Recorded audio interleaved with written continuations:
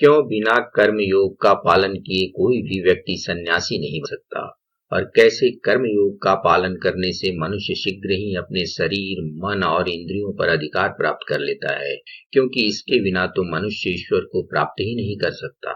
आइए देखते हैं श्रीमद् भगवत गीता अध्याय 5 श्लोक 6 में भगवान श्री कृष्ण इसमें क्या कहते हैं। संन्यासस्तु महाबाहो दुखम आप्तुम मयोगतः योग युक्त मुनि ब्रह्म न चिरेणाधिगच्छति।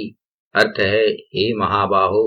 कर्म योग के बिना संन्यास अर्थात मन इंद्रियों का निग्रह प्राप्त करना कठिन है, जबकि योग युक्त मुनि शीघ्र ही ब्रह्म को प्राप्त हो जाता है। मनुष्य यदि ज्ञान योग अर्थात संन्यास को ग्रहण करता है तो उसे प्रारंभिक साधना मन, शरीर और इंद्रियों पर नियंत्रण पाना होता है, जो बिना कर्म योग का पालन किए संभव नहीं है, क्योंकि जब तक मनुष्य के मन में अपने कर्मों के फल के प्रति आकांक्षा बनी रहेगी तब तक वह कर्मों का त्याग कैसे कर पाएगा, और जब तक कर्मों का त्याग नहीं होगा तब तक मन और इंद्रियां कैसे निग्रह में आएंगी। ज्ञान योगी समता में रहता है, अर्थात वह किसी भी तरह के द्वंद्व से बचता है, परंतु कर्म योगी जिसने अपने कर्मों का फल ही ईश्वर को सौंप दिया है वह तो स्वतः ही समता में ही रहेगा, क्योंकि उसके भीतर कोई इस तरह का कारण नहीं बचता कि वह द्वंद्व केवल तभी उत्पन्न होता है जब फल की आकांक्षा रहती है,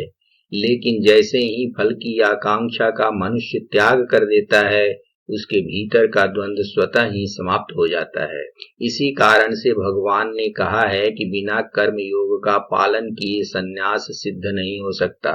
कर्म योग के बिना मन, इंद्रिय आदि का निग्रह करना अत्यंत कठिन है, क्योंकि यह जगत माया है, सर्वत्र ब्रह्म ही ब्रह्म है, सोचने से कैसे अंतर्मन इसे स्वीकार करेगा। सिर्फ यह एक इच्छा करने मात्र से काम नहीं बनेगा, उसके लिए उसे कर्म योग का ही सहारा लेना होगा,